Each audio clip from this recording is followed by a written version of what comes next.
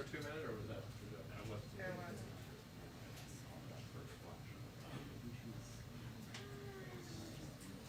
You think so?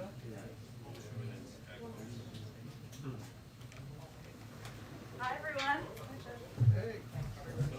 Hey. Oh, what did you think was going to happen? I'm sorry to disappoint. Okay, sorry to disappoint. You never know who's behind the door. Okay, okay. Tomorrow, just one item for all of you at the top. Tomorrow, the president will travel to Elk Grove Village, Illinois, a trip he had planned to do last week to meet with public and private sector leaders who have implemented vaccination requirements. The president will visit with a company local to the Chicago area that is imposing its own vaccine requirement ahead of the OSHA rule. The president's message will be clear. Vaccination requirements work. Vaccination requirements get more people vaccinated, helping to end the pandemic and strengthen the economy. That's why he's leading and implementing vaccination requirements for 100 million workers, 2/3 of all workers in the United States, and that's why we're seeing growing momentum for vaccination requirements across the sectors and across the country. Alex, go ahead. Jen, I was hoping to get you to weigh in on 3 different debt limit scenarios since there's so many developing. So off the top, Senator Mitch McConnell has proposed for Republicans to either support a short-term hike in the debt limit through December or to support a expedited reconciliation process where Democrats would vote to hike it long-term. What's the White House response to that? Is there support for either of those from the president? And then I was hoping to get clarification on something the president said yesterday. He seemed to suggest that he would support a carve-out in the filibuster if all else fails to hike the debt limit. Is that where he stands? Would he be open to that? Well, right now, and perhaps this is the awkwardness of 4:15 while people are still meeting on the Hill, right now Democratic members are meeting on the Hill to discuss options on the path forward. I think Republican members may also be meeting or discussing among themselves. My understanding at the point I walked out here is that there's been no formal offer made. A press release is not a formal offer.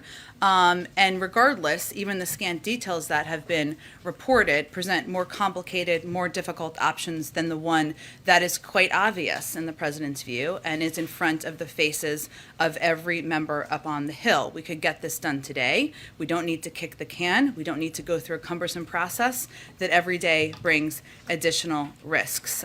So they're discussing up there. We'll obviously be in close touch with them, as we will continue to be, and we'll see where we are at the end of today. And then one foreign policy question. Does the White House have a position yet on the Uyghur Forced Labor Prevention Act, which passed unanimously in the Senate? And just broadly in that same context, how do you respond to the criticism from Senator Rubio and some Republicans that the administration is sort of letting Beijing have some advantage on human rights abuses to try to win over their cooperation on climate issues? Well, we would absolutely dispute that notion. Unlike the former president, this president has spoken out against human rights abuses, has raised his concerns about human rights abuses directly with President Xi, and we have done that at every level from our national security team. In terms of the legislation, obviously we have spoken out about our concerns of human rights abuses in Xinjiang, and I would also note that the president also led an effort to have coordination on the international stage to address this issue, unlike his predecessors, but I'd have to talk to our legislative team about specific views on the piece of legislation. I know I spoke to it briefly last week, but I'll come back to you with that. Go ahead, Steve. Jake Sullivan reached a deal with the Chinese today for President Biden and President Xi to have a virtual summit before the end of the year. Do you see this happening around the G20 summit? And what's the advantage of them seeing each other face to face?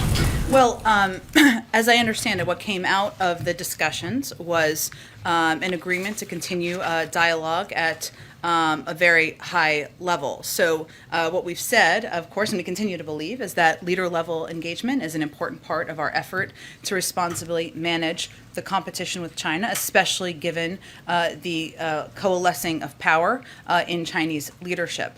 We're still working through what that would look like, when, and of course the final details, so we don't quite have them yet. Secondly, the president indicated last night that he had spoken to President Xi about Taiwan.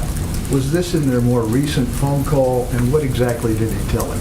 So just, you didn't ask this, but some others have asked this. He did not have a new call that you're not aware of. So just for full clarity on that, he has spoken with him twice, as you know, and certainly reiterating our position as it relates to, which is guided by the Taiwan Relations Act, and our view that we need to uphold that commitment, our commitment under the act. That is what the president reiterated to President Xi last time he talked, and is something that is raised nearly every time he speaks at a leader level and at other levels as well.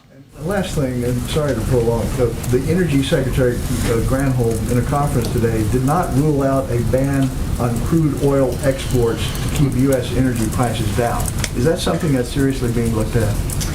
I would defer to the Energy Secretary, but I don't have anything new to report on that from internally in the White House. Go ahead. Hey, Jen. So I understand that you're obviously waiting for more details of this proposal from the Senate Minority Leader, but would the president accept a short-term deal to raise the debt ceiling while you try and find a broader path out of this crisis?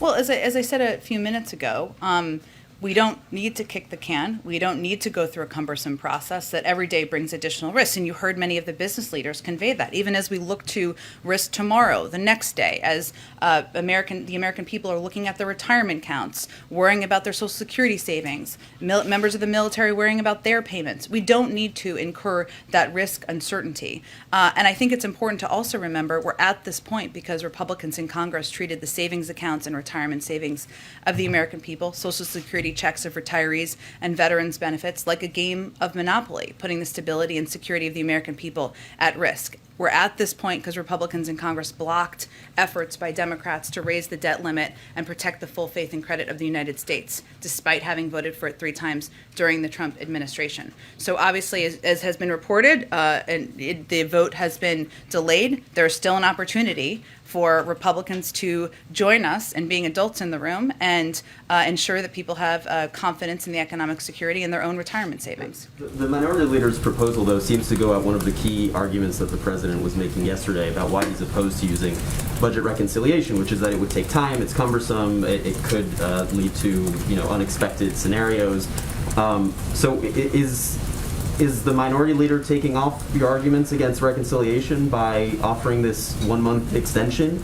And if not, then what are your remaining objections? Is it simply that you don't want Democrats to take a vote that would put a specific dollar amount? Democrats are very willing to be the adults in the room and take a vote to raise the debt limit. They're not even asking Republicans to do that anymore, since they've clearly shown their refusal to do exactly that. The point I'm making is that there is a very clear the least risky option here that can ensure that there is confidence from the American people about their own checking accounts or about their own retirement savings. That's something Republicans still have the opportunity to participate in and be a part of. And just on Afghanistan, if I could, the ISIS-K suicide bomber who carried out the attack that resulted in the deaths of 13 U.S. service members and dozens more Afghans had been released from the Parwan prison at Bagram Air Base just days before that attack took place when the Taliban took control of that base. Should the Biden administration have done more to secure Bagram or transfer ISIS-K prisoners outside of that? And do you now accept that this attack would not have happened had the United States retained control of Bagram? Well, I can't speak to the specific case. I'd leave it to the intelligence community to speak to that, so I'd point you to them.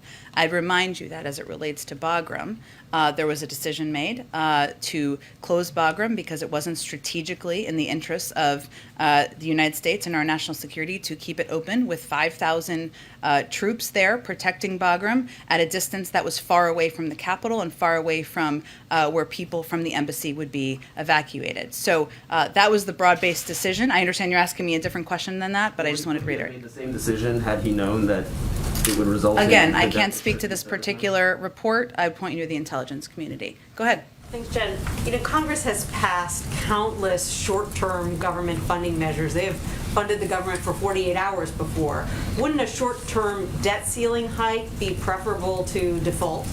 The preference would be just getting this done today so we can move on to more business for the American people, and that option is still on the table.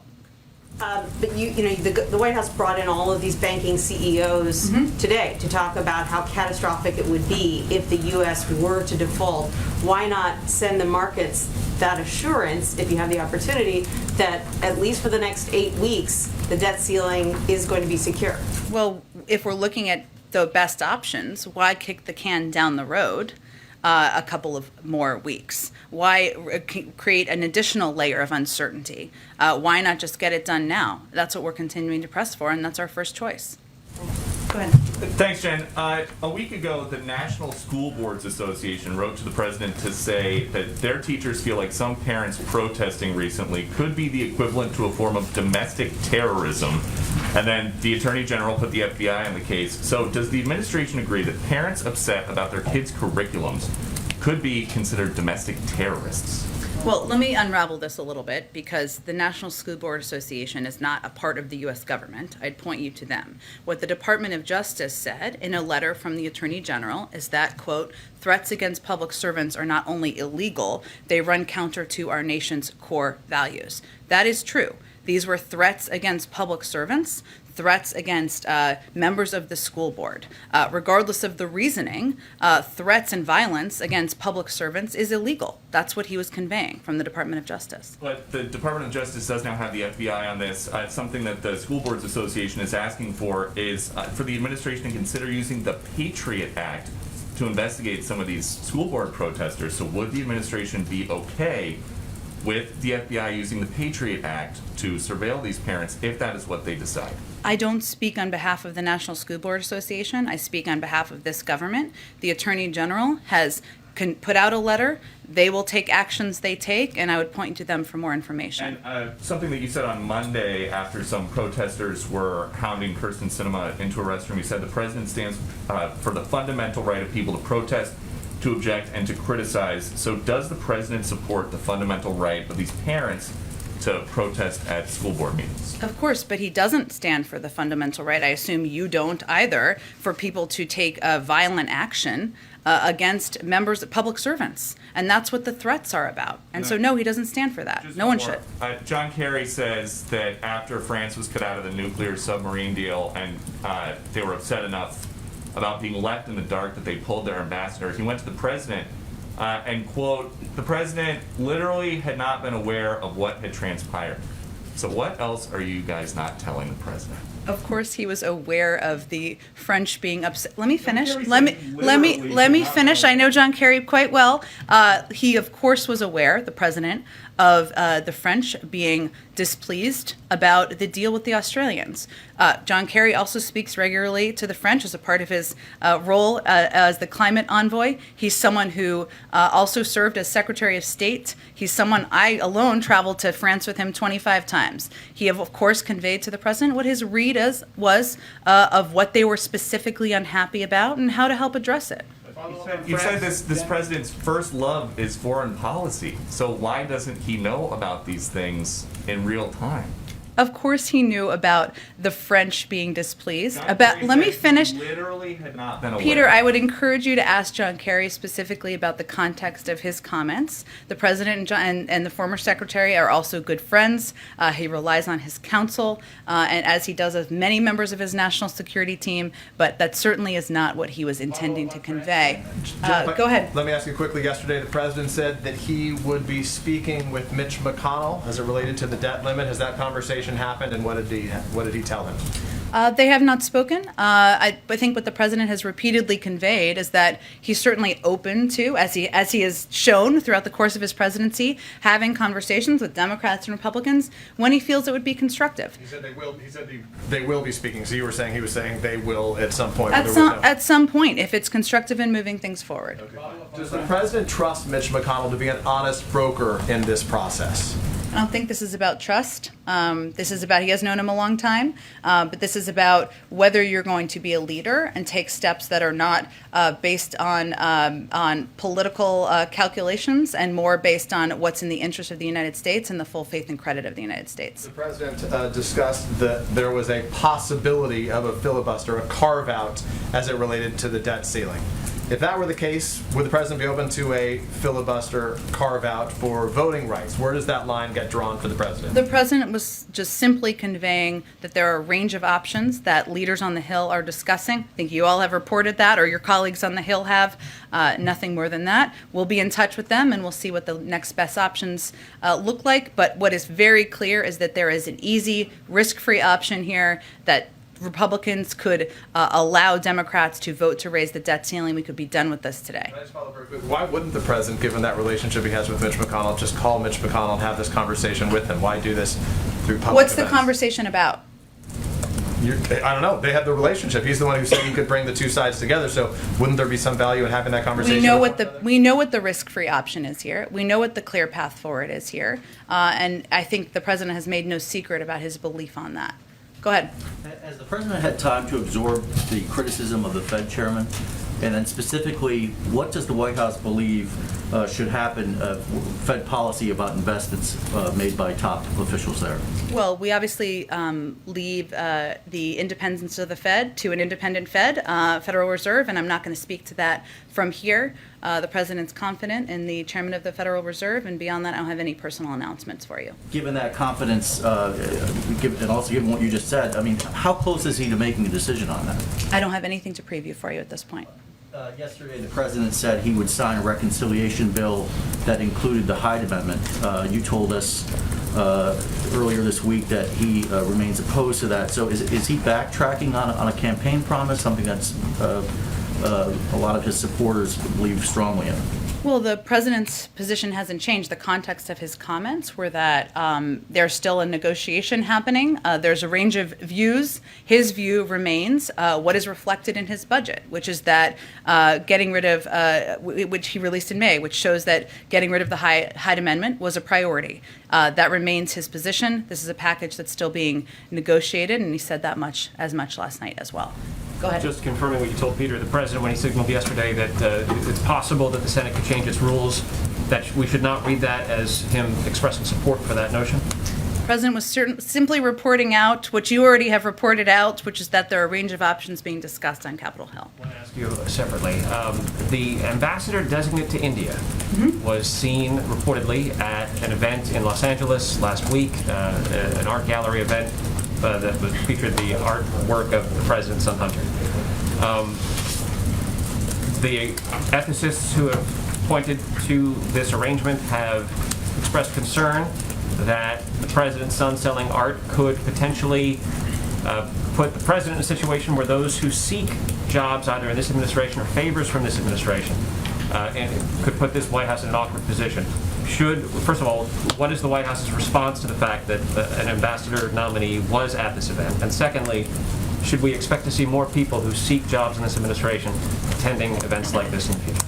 Well, to be clear, we've spoken to the arrangement that is run by the gallerist and Hunter Biden's representatives that the White House provided suggestions for. I'd refer you to the gallerist for questions about the event and as well as the representatives of Mr. Garcetti in terms of his attendance.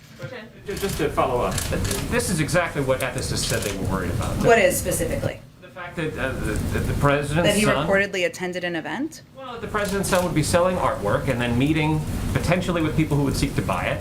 If you have attendees at that event who might be seeking either jobs in this administration or favors from this administration, isn't it an awkward situation to put the president in? Again, the gallerist has we've spoken to the specifics, what the gallerist has agreed to, and what recommendations were made. I've done that several times. I don't have additional details for it from here. I point you to them. Go ahead. So does this White House not have any concerns about the photos that have emerged of showing Hunter Biden at that gallery alongside prospective buyers? I point you to the gallerist on specifics of the restrictions that were put in place. Great, but what about the position of this White House? This is a president who ran on being transparent, and you've got... And we were very transparent about what recommendations were made to the gallerist, and I would again point you to them or the many times I've spoken about that from here. And just to clarify, has the president's position on doing away with the filibuster changed?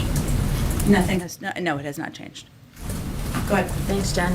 The administration reportedly will invest $1 billion into making rapid testing COVID kits available. But there are concerns that the tests will be too expensive. I think a lot of Americans are wondering, is there a universe where these available tests will be free or affordable or at least less expensive than $25 a pop? Yeah, so there's no question, to your point, that there has been a huge increase in an interest in testing and getting tests and making them, and people going out and being able to get them easily. We announced a $2 billion investment in September.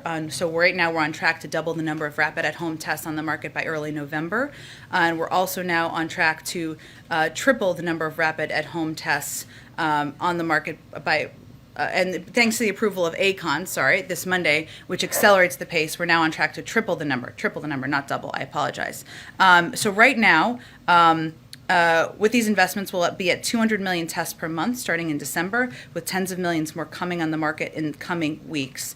And we're also working to ensure that these tests, in addition to making them more available, so you go to CVS or Walmart or wherever to get them, we've been working hard to make sure they are accessible and available in pharmacies, in community centers, in schools. So we're also working to do that simultaneously and separate from that.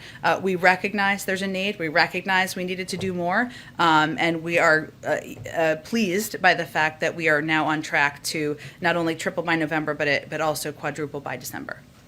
There was a school shooting in Texas today.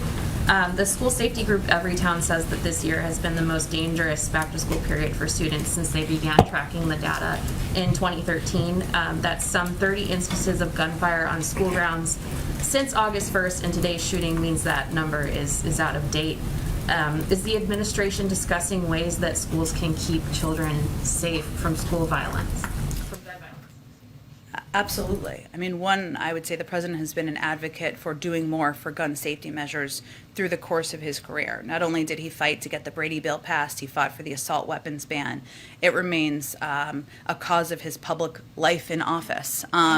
We, of course, are frustrated by the inability to get common sense gun reforms through Congress. We should be able to get universal background checks approved. They're supported by the vast majority of the public, as are assault weapons bans. But in addition to that, we also have taken a number of steps, both by working through the Department of Justice to increase our strike force teams that are going out to specific communities and cities to help address violence. A lot of that is driven by gun violence. That's something that we've been implementing from there. And of course, our Department of Education is engaged in this effort as well. Go ahead. Thanks, Jen. Yesterday's hearing by a Facebook whistleblower underscored several major issues with the company, including, as many senators pointed out, issues with Section 230. On the campaign trail, Biden said that Section 230 should, quote, immediately be revoked, and that it should be revoked because, quote, Facebook is not just an internet company, it is propagating falsehoods they know to be false. Does the White House stand by that assessment of Section 230 given the revelations? Well, the president has long said, as you referenced, that tech platforms must be held accountable for the harms that they cause. And he has been a strong supporter of fundamental reforms to achieve that goal. This includes Section 230 reforms. It also includes privacy and antitrust reforms, as well as more transparency that should also be on the table. And he looks forward to working with Congress on these bipartisan issues. He's also called, I would note, because there were a range of issues that were raised during the whistleblower's testimony yesterday, on the FTC to adopt rules to address unfair data collection and surveillance practices in his executive order on promoting competition in the American economy. So yes, more needs to be done. Reform should happen. We also need to do more on privacy and antitrust, and certainly watching testimony yesterday raised a lot of those issues again for people. Go ahead. Thanks, Jen. Does the president have any intention of speaking with Senators Manchin or Sinema at all this week? I can't predict for you day by day. We have been in touch with Senator Manchin and Sinema at a senior staff level, and certainly I wouldn't rule it out. I wanted to ask a follow-up question on an earlier question about the Hyde Amendment. The president has not been shy about his opposition in recent years to the Hyde Amendment. As you mentioned, he made that clear in his budget blueprint. He made that clear as a candidate when he was running for president. So can you explain why it is he's saying that he would sign this bill either way, with or without this language? He's reflecting that it's a negotiation. It's ongoing. We don't know what the final product will look like. Go ahead. Can I ask a little bit about energy prices? Gas prices in the U.S. are fairly high. We're seeing exceptionally high prices of certain energy products in Europe right now. Is the U.S. domestically considering a release from the SPR to bring down oil prices at this time? I'm not going to make any prediction of that from here. I would note that we have seen, as you said, some ticks up in parts of the country also as a follow-up to Hurricane Ida, because the hurricane hit a region that is a key center of the nation's oil production and refining infrastructure. So that's something we've been working to focus on, and we took actions in the days and weeks following to help address that, including at the time authorizing several million barrels of the Strategic Petroleum Reserve exchanges. We've also taken steps, including engaging with members of OPEC. We've also taken steps to reach out to the FTC to ensure they are using every available tool to monitor the U.S. gasoline market and address any illegal conduct, but I'm not going to make any other predictions at this point in time. We're continuously monitoring. We'll look to take additional steps as needed. Are you, or would you consider restricting LNG exports to, I guess, head off the type of shortages and price spikes that we're seeing in Europe and parts of Europe? I'm just not going to make any additional policy predictions at this point in time. I broadly say, overall, these are fundamentally price crunches on, non-renewable sources of fuel. We're heading into COP's summit here. Yeah. Do you worry that this could impact the pledges that countries are willing to make? Will other governments get weak-kneed about going green at a time when they're facing brewing sort of political crises at home over really skyrocketing prices of non-renewable fuel sources? We certainly hope not. I mean, I think what COP26 is about is to continue the conversation on the international stage at the leader level. That has been going on below the leader level continuously, basically, about our need to work together to address the climate crisis. One of the greatest national security crises the president sees. A number of other world leaders agree on that front. Certainly, we all want to keep gasoline prices low, but the threat of the crisis, the climate crisis, certainly can't wait any longer. Thank you. Go ahead. Thank you. Go ahead. Go ahead. Yeah, thanks very much. On the, you sound pretty lukewarm about the McConnell idea. If the Democratic caucus were to get behind it, is it a given that the president will get on board? Or? We'll see where things are. This is an ever-moving news cycle. Because as we speak, there seems to be some positive vibes there regarding this, whereas you're giving, the opposite. I would say, actually, in my read of it, there's a diversity of views in the Democratic caucus, as is to be expected. And they're meeting now. We'll be in close touch with them, so I just don't want to get ahead of that process. Thank you. Go ahead. I know we're still a few weeks away from the G20, but I wanted to see if the president would be open to meeting with Putin again at the G20. And does he feel like his last meeting with Putin was effective? Does the president feel like he's seen any change in Russia or Putin's behavior since then? Well, I don't have any predictions for you on the bilateral meetings. That's something that we're still working through at this point in time. Every day. And in terms of how constructive his meeting was with President Putin, as he said at the time, we didn't expect it to be a light switch where all of a sudden everything would be hunky-dory in the relationship. It's not. We have remaining concerns, but it was an opportunity to express them at a high level, see what work could be done over the course of the long term to address it. So I don't know that we're going to do a month-by-month assessment. It's something that we have continued conversations with members of the National Security team about many of the issues were raised. Those are ongoing. We're continuing to strive to make progress. Do you have any update on Afghanistan and how many Americans are still there? And does the president feel the Taliban's cooperating still with efforts to get those remaining Americans out? We remain, through appropriate channels, of course, in touch with Taliban officials. In terms of the specific numbers, I'd point you to the State Department, and they have the most updated number on that, given they oversee that process. Go ahead. Jim, there's been some reporting that Senate Democrats are planning to accept the short-term debt limit increase. So given that we now have some reporting on that, can you just give us some guidance on what the White House thinks about that idea? Not yet. I have to dig further into that reporting, not to question it, and talk to the team here about where things stand. And as far as when I came out here, they were still meeting. But we'll venture to get back to you as soon as we have something more concrete to convey. Thanks, John. When the president was talking today about Republicans and the debt ceiling, he said, if they don't want to do the job, just get out of the way. We'll take the heat. We'll do it. When he says we'll take the heat, what did he mean by that? What political risk is he acknowledging there for Democrats? Well, I think one of the reasons we're at this point is because Republicans in Congress would rather bet on a misleading and inaccurate campaign season talking point. We're not betting that that's going to work, but his point, the president's point is, regardless, we're willing, Democrats are willing to vote alone, without any Republican votes, to raise the debt ceiling. You just need to allow us to proceed with that vote. And on the testing question that had come up about the rapid test, this $1 billion investment will quadruple the test by December, in addition to everything else from the past couple of weeks. But why has it taken so long to get this rapid testing to this point where it will be by December, when Europe is flooded with rapid tests? Is it the authorization process and the timeline on that, or is it on the production side, or both? Well, one of the things we've been working on is to increase production, as you know, and also increase, I would say that the demand for these tests here has increased a lot in the last several weeks. So we're also working to meet that and ensure that we are meeting the moment here in the United States. In terms of the specific mechanics, I would encourage you to ask the COVID team that question. Missing the moment, though, by, the demand has gone up in recent weeks because kids have gone back to school. Should this have been ready for back to school so that you could go to a CVS or any of the pharmacies or government sites and get these tests? I mean, again, we just announced last month enormous investment. We're quadrupling availability by December, tripling by November. I think that is speaking to how seriously we take this and how we're working to ensure there are accessible, cost-effective tests out there and available to the public. Go ahead. What plans does the White House have to address the risk of oil spills from existing platforms, existing leases that are still operating? You mean like the one that happened in California? Correct. I would really point you to the Department of Energy for specifics there. The White House has policies on stopping future leases, possibly things like that. But this is an ongoing threat, that happens as offshore drilling continues. Is there an interest in investing in the infrastructure of the pipeline to enhance their safety, shutting them down? What are your thoughts on that? Well, again, I think as we've seen, and there's been an ongoing investigation about what exactly was the root cause here. So I don't want to kind of speak to that as that's been ongoing. But beyond that, I would point you to the Department of Energy. Two very quick things on the spill.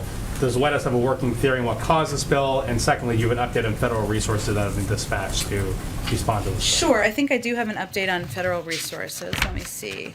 On the leak, just so I don't forget to answer this part, it's still under investigation. As you may know, the oil has stopped leaking. The pipeline has been removed from service. In terms of our government efforts, 4,788 gallons of oil have been recovered and 11,360 feet of containment boom have been deployed.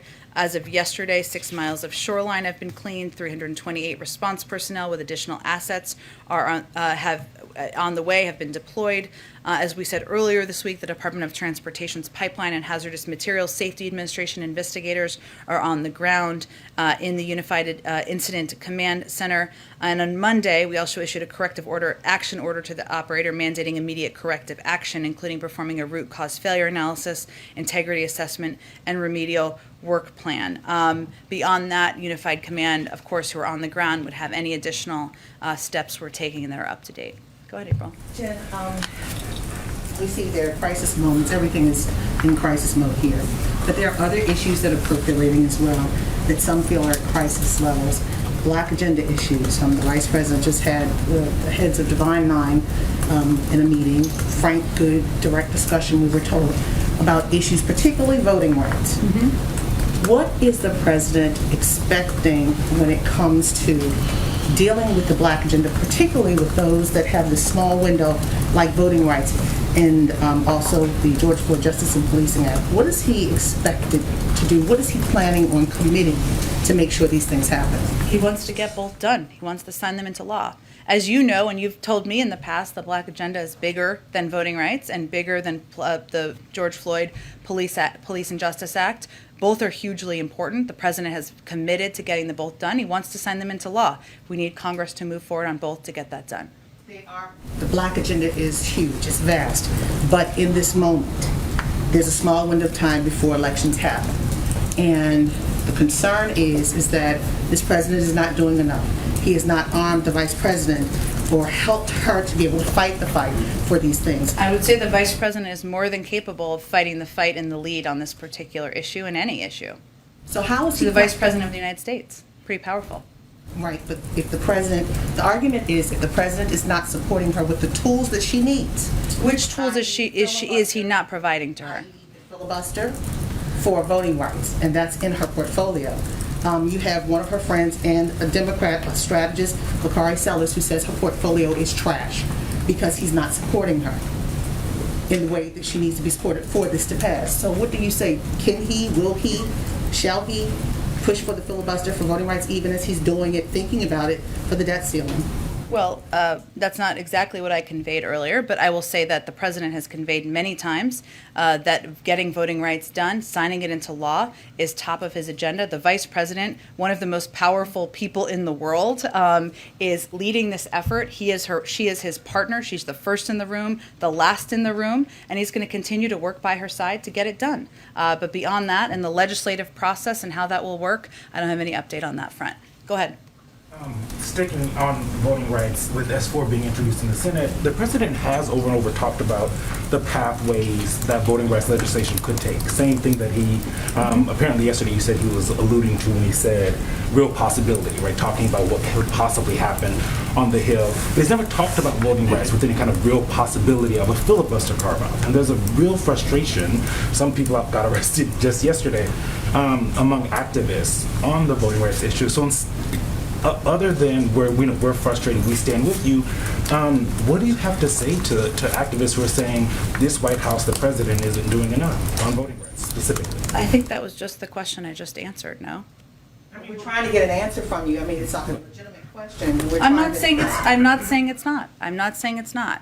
I would say that the president is also frustrated that voting rights has not been done. He's also frustrated that Republicans are so afraid of making reforms that would make it easier for people to vote, that they have blocked this effort. And he is frustrated that despite everything that's happened around the country, there isn't more of a movement to get this done. I don't mean by activists. Certainly there's a movement there in Congress. What he was speaking to yesterday was the fact that there is live conversations right now about a range of options on the debt limit. He was not speaking to anything beyond that, and that's what is happening on Capitol Hill in this particular moment. That's it. And so I would convey to activists that he is absolutely committed. He wants to get this done. He wants to sign it into law. The vice president just had meetings today on it. She is in the lead on this effort as one of the most powerful people in this country, maybe even in the world, leading this effort. I mean, he's the president. So when I talk to activists, they say, you're the president. If you're frustrated, do something, right? So I guess that is what we're Congress is a separate body. It's a separate body. You need 50 votes to change the filibuster. You also need the majority of votes to pass legislation into law. He has made clear that he wants voting rights to be passed into law. He will continue to advocate publicly, privately, and continue to be a partner to the vice president. He absolutely feels this is essential, and we need to get it done. Go ahead, Patsy. Thank you, Jen. I want to follow up on Taiwan. Administration officials, including yourself, I believe, on Monday, and Secretary Blinken today, essentially have issued warnings to China, urging China to stop its military activities in Taiwan. However, China has ignored that. In fact, it has dialed up sending even more military jets. So what does that say about the credibility of U.S. deterrence on this issue? I think the Secretary of State spoke to this earlier. I don't think I have anything more to add to what he said.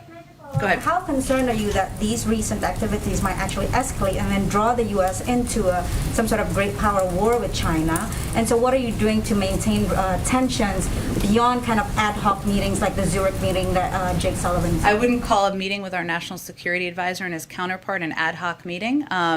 Obviously, we raise our concerns through a range of channels. The State Department also put out a public statement, a proactive statement on this, which is not something they do frequently, and the Secretary of State spoke to it today. Have regular, meetings to make sure that things like this don't escalate into something bigger? Of course we do, as you well know. Go ahead. I have another debt ceiling question, Sure. but zooming much farther out. Earlier today, Jamie Dimon suggested getting rid of the debt ceiling altogether so that this scenario would not happen again. Secretary Yellen seemed to lend her support to that idea of getting rid of the debt ceiling altogether in the past. Has she spoken with the president about that idea, and does he have a position on sort of the larger question of whether or not it should or should not be abolished? Right now, our focus is on raising the debt ceiling and the limited amount of time we have left to do that and do it without impacting the retirement savings accounts, the Social Security, and the economic security of millions of Americans. There's plenty of time to have a conversation after that. Quick follow-up, you were asked about the Uyghur anti-slave labor bill. You asked me about it last week too, or the week before, I don't remember. You've noted several times that the president has put out statements, there are sanctions as well. Does this administration, does the president feel that there's anyone in his administration that is opposed to this kind of bipartisan legislation? I think it's all about taking a look at the legislation and figuring out if it's something we'd support moving forward, every component of it, and I'll check and see if we have a statement of administration policy on it. You don't know of anyone in the administration who currently opposes this? Again, we're not talking about whether or not we think the treatment of the Uyghurs is outrageous. It is. We've all said that. We're talking about a piece of legislation that has several components, and so I just want to make sure I go through the proper process with that. Go ahead. I was just wanting to talk to you about food shortages real quick. I'm not sure if you were looking here, but I just wanted to say that on food shortages, we're seeing in schools the supply chain is kinked and affecting school lunches to the degree that kids are having meat with no bread to make sandwiches, for example. And grocery stores ahead of the holidays are limiting the amount of food that you can actually purchase.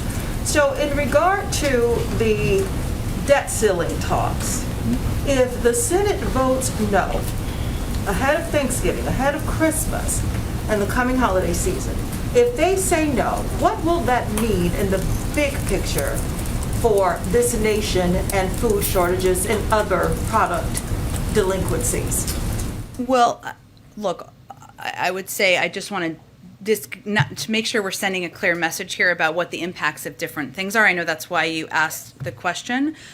You'd have to get me more information about how broadly the school issue you're referencing is. I have not heard that from the Department of Education. It doesn't mean that it is not the case in certain schools, but if you have more information on that, come share that with me. I would say that we know that unless Congress acts to raise the debt limit, what we're talking about here is people's retirement savings, their Social Security benefits, their economic security being at risk. That could mean all sorts of things, to your point, about people's economic security, especially people who are at or below the poverty line or above the poverty line, and we're seeing the impact on markets across the country. We don't want that to be the case, of course. That's why we're working to prevent this from happening. I would say in terms of the cost of meat and the cost of goods, we think there's a range of issues here. You referenced the supply chain. Another issue is the fact that there's not enough competition among big meat producers. It's something Secretary Vilsack spoke to when he was here just a few weeks ago, and something our Department of Agriculture and the Department of Justice also are working to take steps to address. Go ahead. Real quick, one more on the shots. We do have an approval for FlowFlex, I believe is the name of the rapid results test. And we were expecting today to hear more information about that, but I've written about this, and the New York Times is saying that one of the problems even in going to places like CVS to get a test is in some places you can't even buy a rapid results test. And being that school is in session and that we are going to be having more events, for example. So Mona, that's exactly why we just announced a $2 billion investment that's going to quadruple the number of tests that are available at schools, community centers, and also to purchase at home. I'm talking about it's starting to happen now. Go ahead. Just to follow up on John Kerry's comments. Yeah. You mentioned that he was, of course, aware of the displeasure after the deal was announced. Was he not aware of something before the deal was announced? Was he not aware that the French weren't read in? Was he not aware of the French deal on conventional? submarines? Look, I think right now what our focus is on is moving forward. As you know, and as President Macron spoke to, they're going to be meeting next month. We're working to finalize the details of that. As you saw, our national security advisor and members of our national security team have met with their counterparts or high-level officials in recent weeks. So at this point, what our focus is on is how we work with the French moving forward. Thanks, everyone.